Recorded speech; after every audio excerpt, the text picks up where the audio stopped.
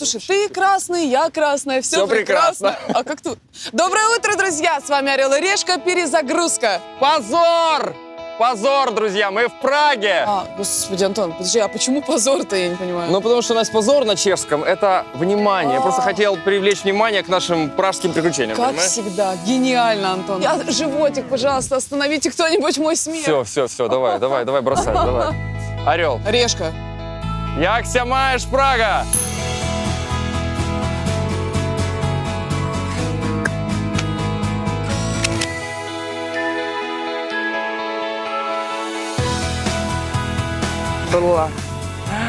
Настюш, забирай свое резачидло и иди в свое трущебидло. А я, значит, Я, наверное, поеду в свое гостидло, возьму возидло, буду кутить с девидло, судя по всему, пить дорогое шампань. Может, свалидло, а? Ай, нищебридло. В прошлый раз «Орел и Решка» была в Праге зимой. Тогда мы увидели готичный, мистический и даже мрачноватый город. Но все знают, ты не видел Прагу, если не побывал здесь весной, когда она становится самым красочным, приветливым и солнечным городом Европы. И вот, чтобы увидеть Прагу во всей красе, мы вернулись сюда снова.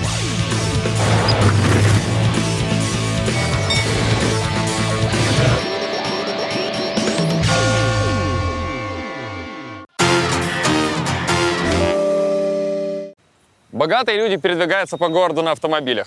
Очень богатые на вертолетах. Ну, а я с моей золотой картой могу позволить себе и то, и другое. Ну, жир же!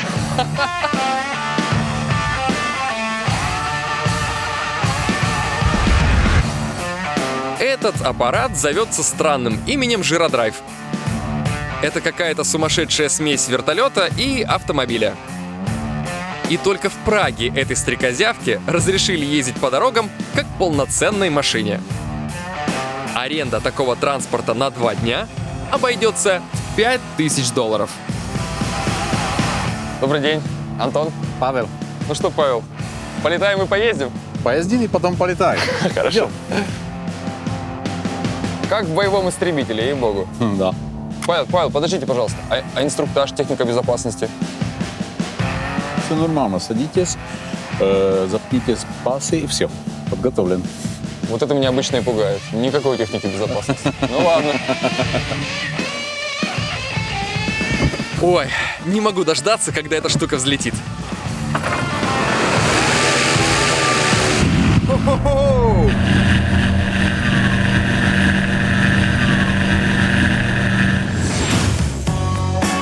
Как и 4 года назад, дешевле всего доехать до города на обычном городском автобусе за $2. Что может быть дешевле? Ну разве что бесплатный проезд.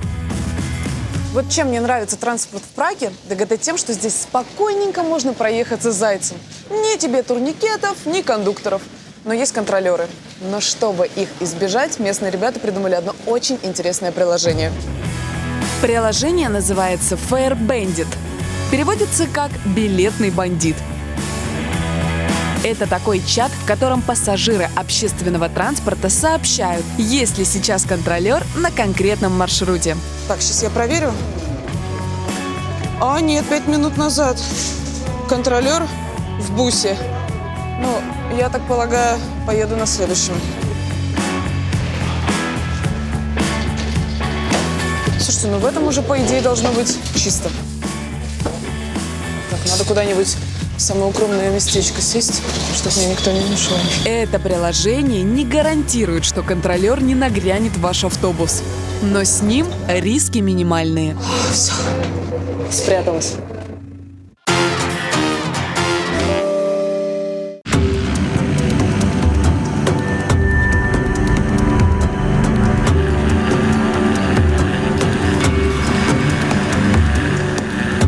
Когда взлетаешь на жиродрайве, кажется, что тебя просто подхватывает ветер и плавно несет, как пушинку.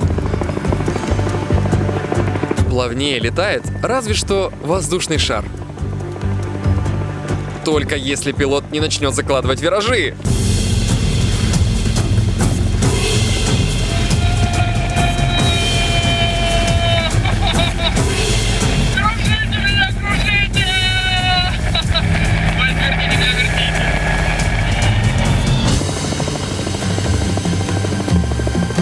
теперь можно сполна насладиться окрестностями Праги.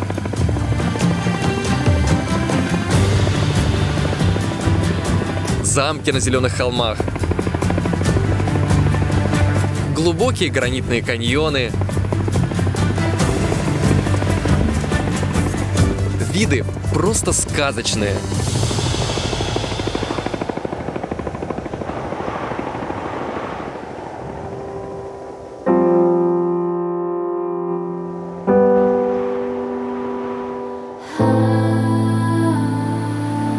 Прага. Она как большая средневековая гравюра. Яркая, объемная и такая живая. Можно разглядеть Пражский град, Градчаны, Малу Страну. Красивые городки, которые когда-то объединились и превратились в единый прекрасный город. Злату Прагу. Город красных крыш. Слышно, как шумит река Влтава, разбиваясь о пороги. Как звонят колокола средневековых соборов. Да что там? Фантазия даже дорисовывает звон пивных бокалов и запах жареного свиного колена.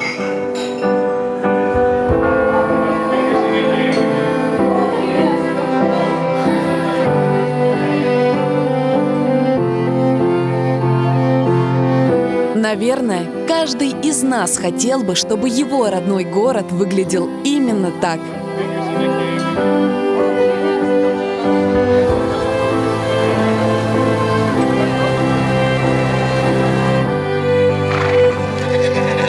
Атмосферным, величественным, чтобы улицы были чистыми, а люди такими приветливыми.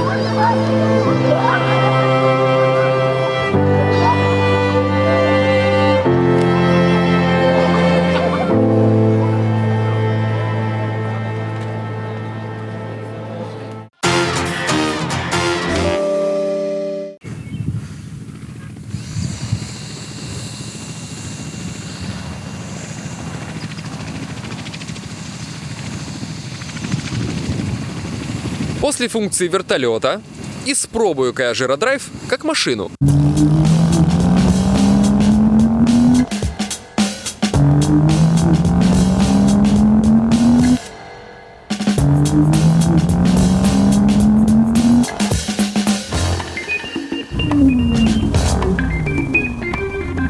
Несмотря на свой внешний вид, жиродрайв – полноценный участник дорожного движения. Он маневренный, у него есть боковые зеркала, сигналы стопов и поворотов.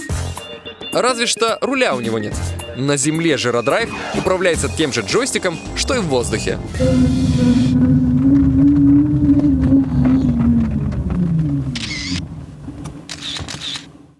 Честно говоря, представить, что мы вот на этом будем заезжать на заправку, я правда не мог. Павел, скажите, сколько эта штука ест бензина? Но на 1 час это приблизительно 160 километров, 15 литров. 15 литров. Это именно поездки, не полет? Нет, полета. Полета. На поездке это электромотор. Электромотор. Да.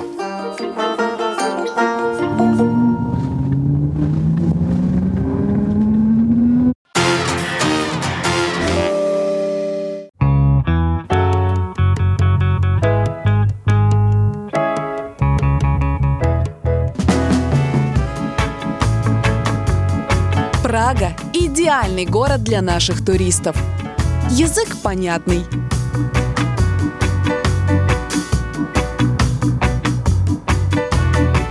Архитектура по-европейски красивая.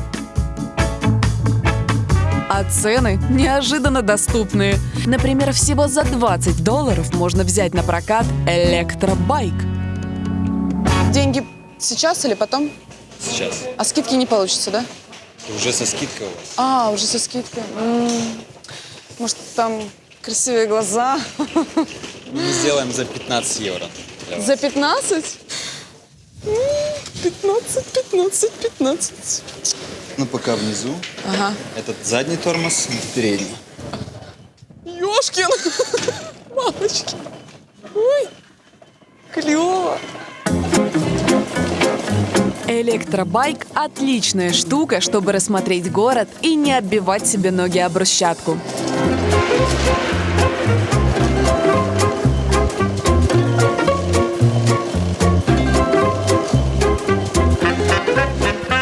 Друзья, слушайте, ну это прям крутотенюшка какая-то. Педали крутить не надо. В управлении все очень просто.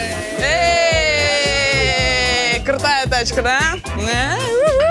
Слушайте, я даже пешком, да, в самом глубоком декольте столько комплиментов не собирала, как этот полувелосипед. Катаясь на электробайке в Праге, можно увидеть вдвое больше всего интересного. Главная святыня города – собор Святого Витта. Его описать невозможно, его нужно просто увидеть.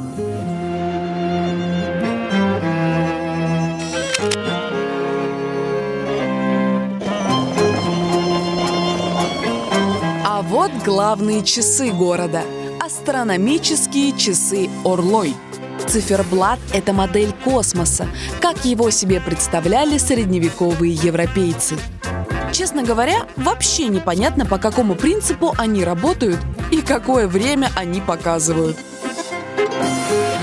Но туристы, как зачарованные, стоят и ждут представления, которое дают эти часы.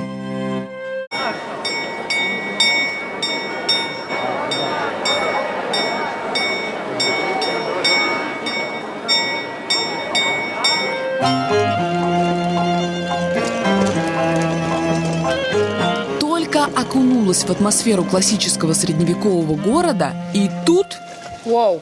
какая-то непонятная провокация. Это одно из десятка творений современного скульптора Давида Черни.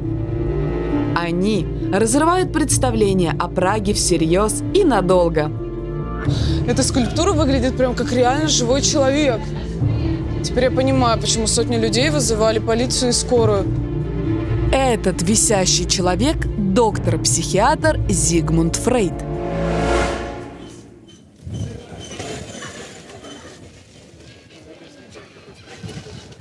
Вау!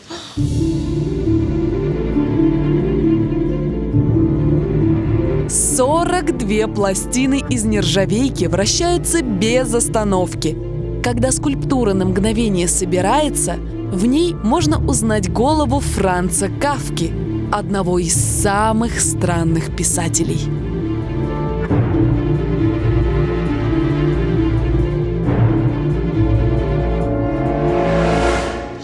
Боже мой, какие милые младенцы!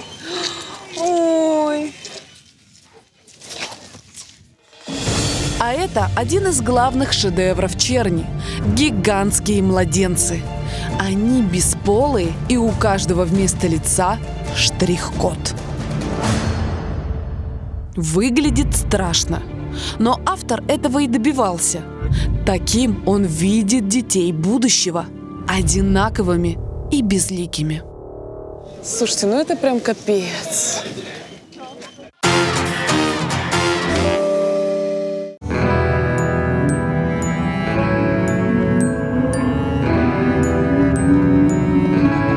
А теперь Жиродрайв отвезет меня в самый жирный отель Праги – Ария. Увитый плющом, скрытый от любопытных глаз зевак, он спрятался в самом центре исторического района Малострана, в 2 шагах от Карлова моста.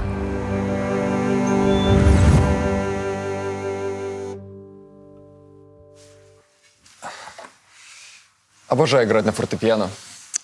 Жалко, что не умею. Хотя, это же магия телевидения.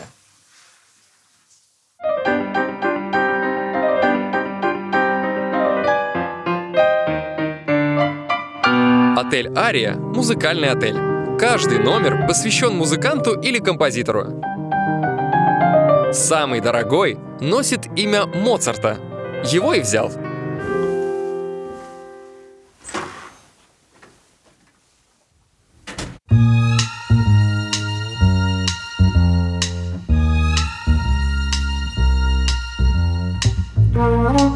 Я вам скажу, в таком номере у меня, например, рука не поднимется монатика слушать.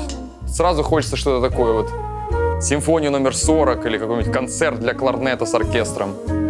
Розовый номер Моцарта стоит $1800 в сутки. Ну что ж, посмотрим, за что берут такие деньги. Так, просторная гостиная, плазма в 50 дюймов. А в спальне большущая кровать с каскадом подушек. Сад с узорами из самшита, которые выстригают на протяжении 300 лет. Красиво, красиво.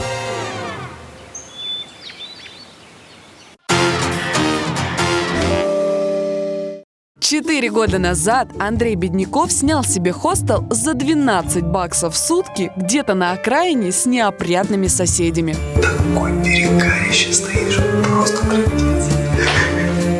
А я вот нашла жилье гораздо атмосфернее, ближе к центру и дешевле. Сейчас поймем, на какое жилье может рассчитывать турист со $100. Hello. Hello. I need the cheapest room. Maybe cheapest bed. Что-нибудь. Понятно. Вы говорите по-русски? Я говорю по-русски, вы тоже? Я тоже говорю. Это так спасает меня. Отдельная комната будет 1500 крон. Так. Сегодня самый дешевый сегодня будет 203 крон. Это что? Это кровать, где расположен 36 человек. 36? Да. Ну, конечно, такое. Но выбираю между 1500 и 210. Конечно, я выбираю 210. Окей, самый дешевый. Самый дешевый.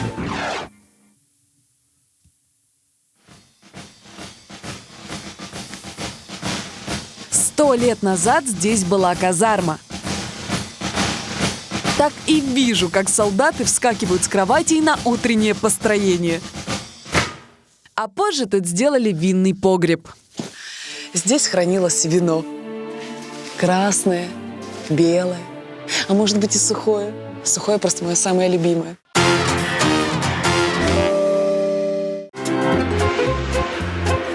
Прага – это рай для всех любителей чревоугодия. Это настоящий праздник живота. За каждой дверью подают рульку, запеченную дичь, тушеную капусту с картошечкой и полируют все это пивом. В Праге грех питаться фастфудом. Тут нужно искать настоящее чешское идло. Ну, еду в смысле. Сдаю точку для бюджетного обеда в Праге. Пора нанести визит в мэрию и решить вопросы первой важности. Так. Ну и где здесь столовая? Это что, лифт такой, что ли?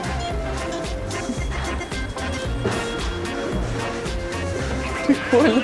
Тут даже дверей нет, вообще он даже не останавливается. Это похоже на какую-то карусель. Ёшкин, Матрёшкин, Стрёшкин.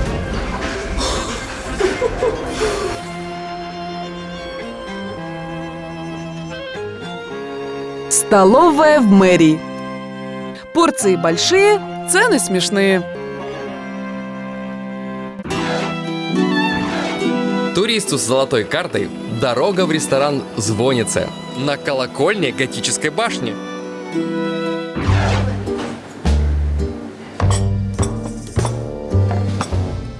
Это, по-моему, не комплексный обед, а комплексное объедалово, которое обошлось мне, между прочим, всего $8.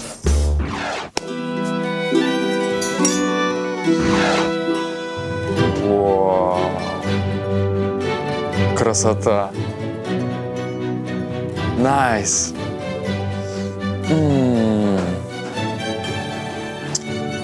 Как будто только вот с костра, с таким дымком.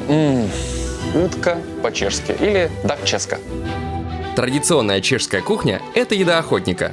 Дичь, зелень и чечевица. Она совсем не жирная, очень нежная.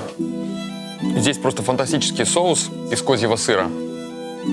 Свежий. Вообще, на самом деле, добре їдло, коли черстве потравини. Ну, ви поняли. вкусный.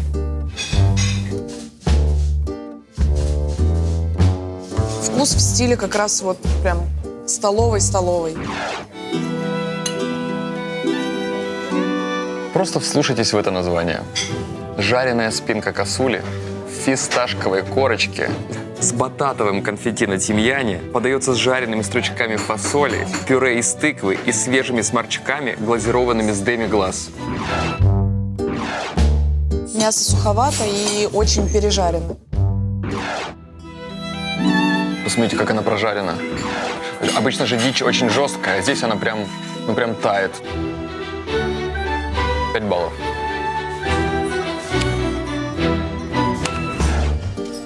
Фух, очень большие порции, поэтому бутерброд я уже точно не осилю.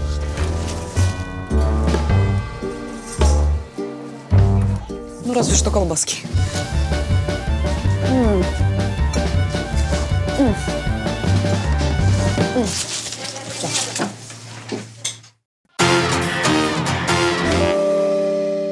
Знаете, сейчас стало модным открывать такие вот секретные бары, в которых нет вывески, которые вообще не просто найти, но в них всегда царит отличная атмосфера, и в них вот такие вот коктейли.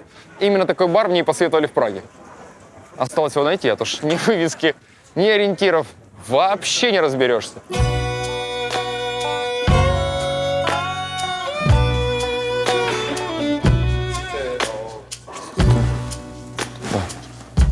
Так, 15.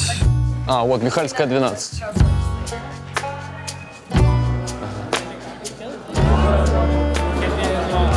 Бар «Анонимус». Бармены здесь прячут лица под маской. Меню тоже с секретом. Состав коктейля видно только под ультрафиолетовой лампой. Слушайте, я такую фишку видел только в квестах, в барах еще такого никогда не видел. На этом загадки бара заканчиваются. И посетители удивляют коктейлями с необычной подачей. Коктейль номер 1 подается в волейбольном мяче, как из фильма «Изгой».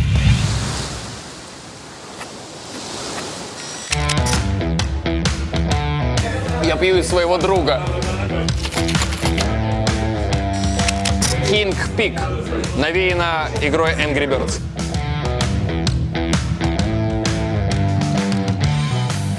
Оу, щет. Коктейль номер 3. Кровь Вендетты. Здесь становится жарко. Коктейль номер 4.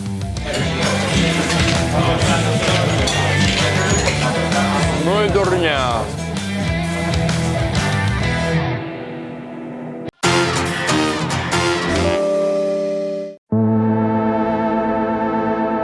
За первый день в Праге я как ни старалась, не потратила и половины своего бюджета. Можно со спокойной душой пойти в клуб оторваться. Местные называют этот клуб «Железяка». Сами видите почему. Вход не бесплатный, 6,5 баксов.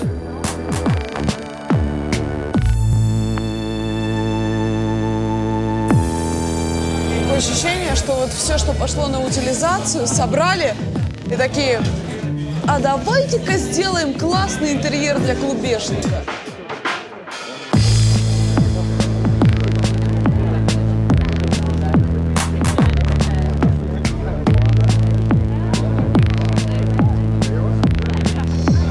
Ну, визуально, конечно, оно прикольно. Но по сути, здесь можно либо собрать трансформера, либо пуститься в пляс.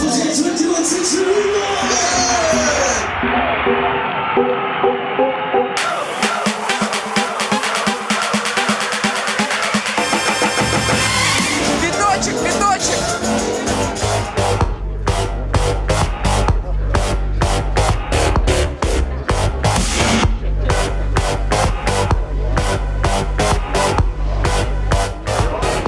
Честно.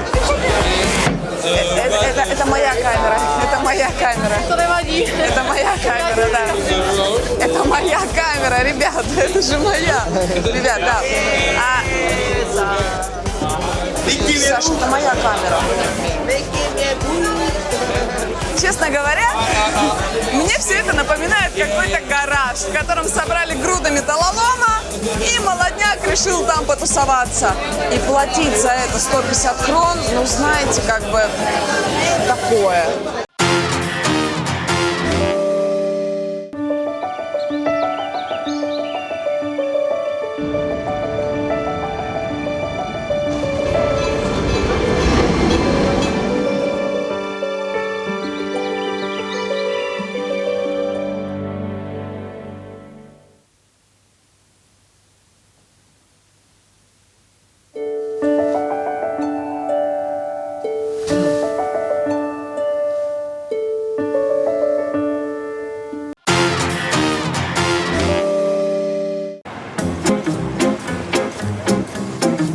Утро второго дня в Праге я решила начать с экскурсии. Обычно ходить гуськом за гидом – скука смертная. Но пока нас не было, тут появилась очень необычная экскурсия, которую нельзя пропустить. Здрасте. Простите, пожалуйста. Знакомьтесь, Карим – бездомный экскурсовод. Он обещает перевернуть все представления туристов о Праге. Я покажу вам другую сторону Праги. Расскажу, как живут люди улиц. Бездомные, наркоманы, воры и проститутки. Это проект «Прага глазами бомжей». Его придумали местные студенты. Пообщались с бездомными, выбрали поприличнее и наняли их гидами проводить экскурсии. В Праге официально 10 тысяч бездомных, и только 2%, примерно 200 человек, хотят вернуться к нормальной жизни и пытаются это сделать. Обзор стартует от железнодорожного вокзала. Местные называют этот район Шервуд. Тут собираются нищие, наркоманы и ночные бабочки. Они это место любят. Тут можно заработать, поесть и отдохнуть. Вот смотрите, сейчас отдых в самом разгаре. Бездомные работают утром, вечером и ночью. Одни просят милостыню, вторые толкают наркоту. Большинство воруют. Смотри, этот карман – самое слабое место в рюкзаке. Здесь за каждым туристом следит наводчик. Ты положил сюда телефон или кошелек, а через минуту его уже нет. Карман разрезали и все вытащили. На телефонных автоматах бездомные тоже зарабатывают. Забивают щель для монет. Ты туда деньги бросаешь, а позвонить не можешь. Только вышел, твою монетку забрали. Видите люк? Для вас это обычная канализация, а для бездомных хостел. Тут проходит теплотрасса, и в морозы там по 100 человек ночует. А вот еще фонтанчик с питьевой водой. Туристы обычно тут пьют водичку, а бездомные тут моются, как в биде. В общем, пить отсюда я вам не советую. Эти мусорные баки для бездомных двуспальная кровать. Команда. А второй человек куда, сверху? Малý. Маленький? Ребенок? Menší, hubenější. А вас когда-нибудь выбрасывали из этого бака? Мусоровоз? Mně ne, ale kolegy vysypali. Высыпали? Честно говоря, лучше тут не ночевать. В этом баке совсем не слышно, когда подъезжает мусоровоз и выбрасывает мусор в переработку. Да, был у меня один знакомый, так в кебаб превратился. Ой, жуть. Понимаете, что бомж залез в мусорный контейнер, чтобы поспать. Просто поспать и проснуться, и жить заново дальше. Не знаю, может, он захотел бы что-то поменять с утра, как-то начать двигаться. И просто забирает мусорная вот эта вот машина, вываливает, его там перемалывает, прессует, и просто кебаб. Кебаб? Да. Кебаб. И на мусорке. Все.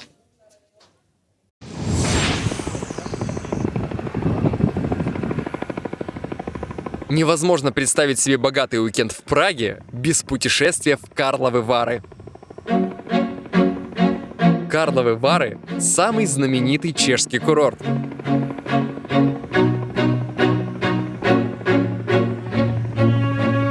«800 лет назад, во времена, когда люди еще не знали аптек и активированного угля, короли в перерывах между войнами поправляли тут свое здоровье.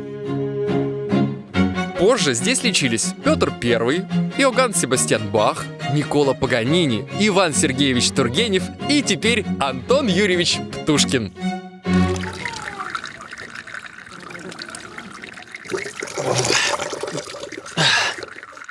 Вот теперь я могу начать свой рассказ о Карловых Варах. Это уникальный город, который буквально стоит на источниках с минеральной водой. Каждому подведены краны. У всех источников своя температура и уникальный состав. Лечат они от всех болезней. Источник номер 1 от запоров. Источник номер 2 от боли в суставах. Источник номер 4 от кариеса. Источник номер 5 для укрепления костей. Источник номер 9 от ожирения. А вот здесь уже прям горячая вода. Прям градусов 50, наверное. 56, наверное. Источник номер 11 от цистита. Урологический. Ну, тут сам Бог велел. Ой. Ой, как хорошо. Прям чувствую, как поправляюсь. Какой-то источник?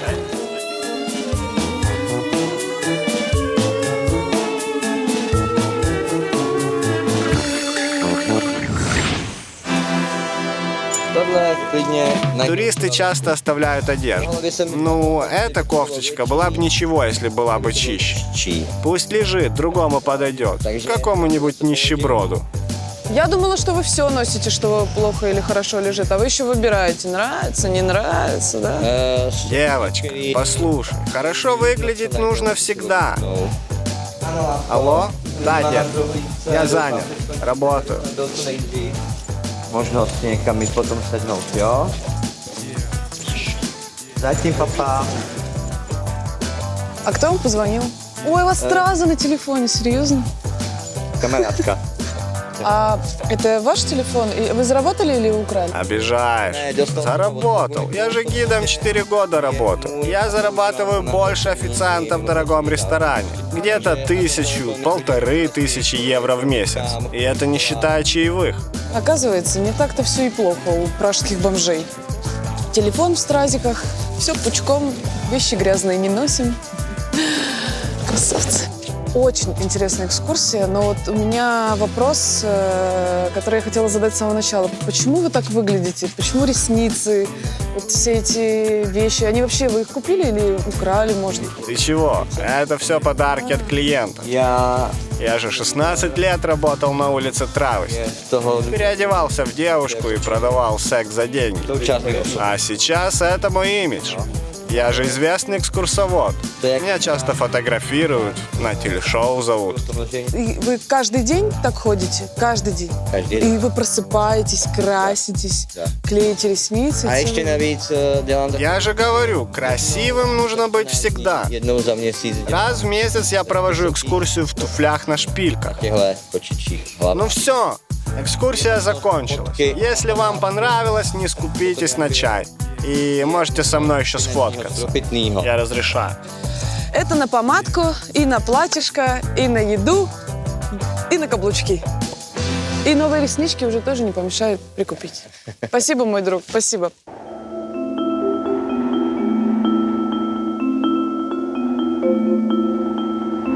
Такое ощущение, что тебе только что открыли параллельный мир Праги. Люк, по которому топчутся туристы, для кого-то крыша дома. А питьевой фонтанчик – единственная возможность помыться.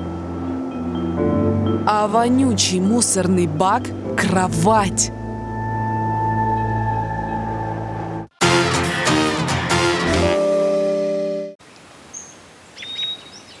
Что делать в Карловых Варах богачу, когда уже распух от целебной водички? Идти на процедуры? Самые дорогие процедуры в самом дорогом отеле Карловых Вар – Империале. Процедурный пакет стоит $220. Красный ковер, мрамор, люстра здоровая. Как будто в Минздрав зашел. И запах. Запах как в больнице. Процедура первая – массаж. Ой, хорошо. Как вас зовут? Патрик. Патрик, вы святой. Процедура вторая – ванная. Углекислая минеральная ванна обеспечивает интенсивное кровоснабжение кожи, мышц и даже мозга. В результате повышается способность организма к самоисцелению. Процедура третья – гидроколонотерапия.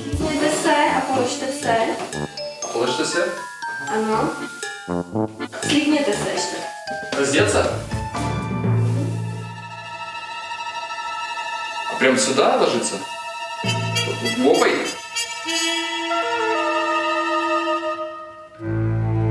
Подождите, не-не-не, вы мне кишечник собрались чистить? Не-не-не, я недавно уже почистил кишечник просроченным оливье, давайте без этой процедуры обойдемся, хорошо?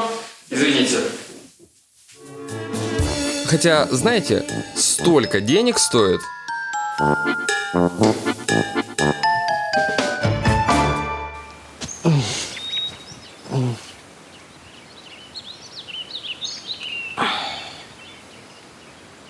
Как же встать, а?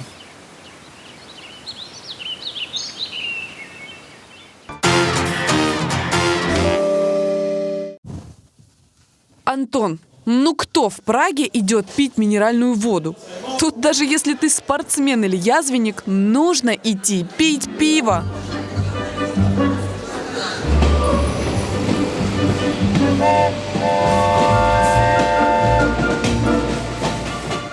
Пивная веерное депо знаменита на всю Прагу необычной подачей пива. От бара к каждому столику проложили железнодорожные рельсы. Бокалы ставят на поезд, а официант вбивает номер столика в специальную программу, и поезд приезжает точно по адресу.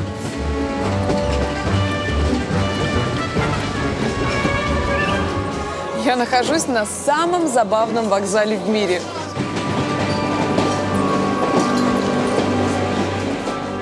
Это что? Все мне.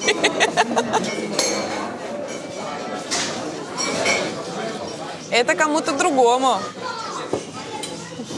Не мне.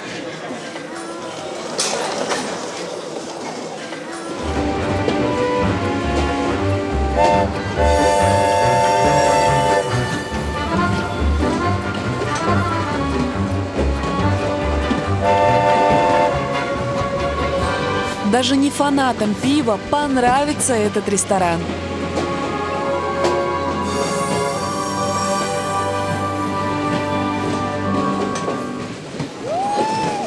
Это все похоже на забавную детскую игрушку.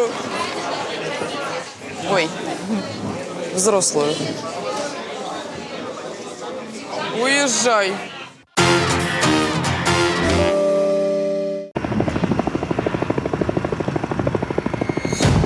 В Праге осталось еще одно богатое развлечение, которое обязательно стоит попробовать. Это покатушки на танке. В городке Миловице есть развлекательный танкодром. Здесь богачи-экстремалы могут погонять на бронированной махине за $1300 в час. Добрий день, приятеле! То в нас в ефірі ти глядачка армійського магазину, я її ведучий Антон Птушевич. То я тобі розказувач про цю танкетку. То є польський тягловик Т-54. Це бісовська механічна машина, то обладнувач гусенична колеска, пукалка 100-мм калібровача та різношляцькі дивадла привидлові. Що можу сказати? То не бистра, але дуже грозна сранда. Ну, зараз тестувачем. Погнали!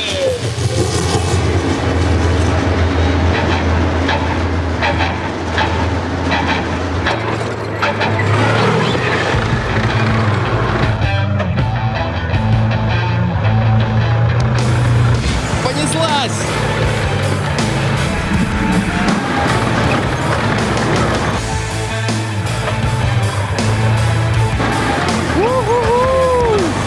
Играть в танчики на компьютере — это вчерашний день.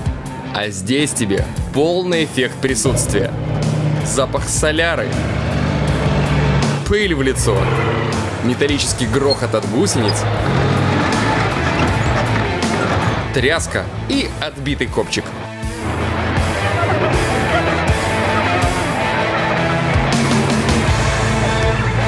Кому наскучит просто гонять на танке, может еще добавить адреналина и уничтожить легковушку, чтобы от нее мокрого места не осталось.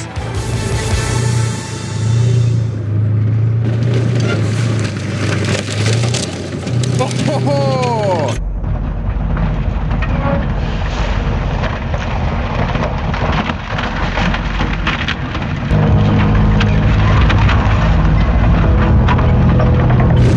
За эти 2 секунды я заплатил еще $1300.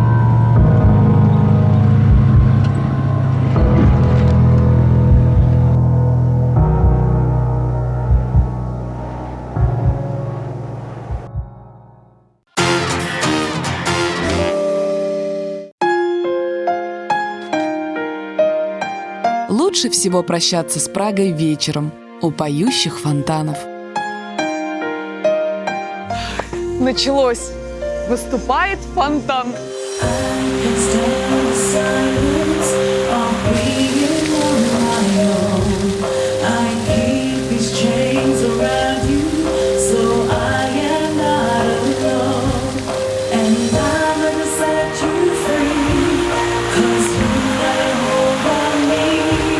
Я, конечно, первый раз вижу подобное, чтобы видеоряд был совместим с водой. Оно, конечно, все размыто, ничего не понятно, но, честно говоря, эмоции фантастические. Черт возьми, это очень красиво.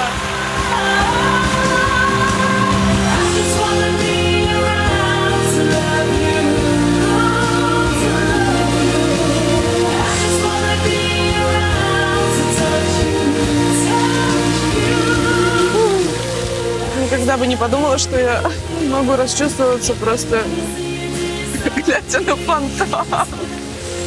Все-таки путешествие – штука удивительная. Бывают города, о которых столько сказано, столько написано, что, кажется, они тебя уже ничем не удивят. Но когда приезжаешь сюда, то понимаешь, лучше 1 раз увидеть, чем 100 раз услышать. И Прага именно такая – удивительная и волнующая.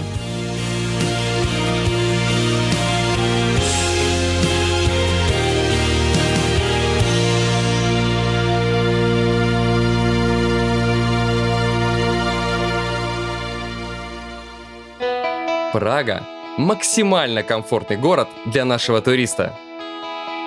Красиво, красиво. Прага очень близко. Всего 2 часа, и ты в средневековой сказке. По сравнению с остальной Европой, в Праге смешные цены. 15. Язык понятный. Я говорю по-русски, вы тоже?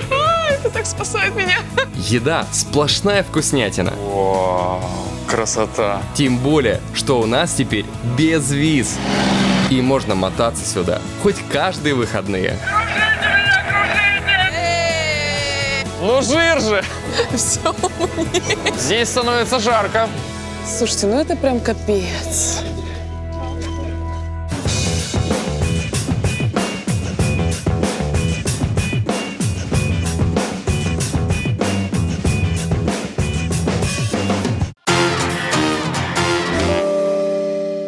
Друзья, я оставляю для вас эти $100 в Праге. Сами знаете на что. Ну на что тут еще их тратить? $100. Бутылку со $100 вы сможете найти в парке Сады Челаковского, что на Вацлавской площади, у входа в парк под 4-м кустом слева от лестницы. Сделайте, пожалуйста, одолжение. Выпейте за меня в Праге пивка, а то эти продюсеры даже пиво нормально не дали попить. Прага мне тоже называется.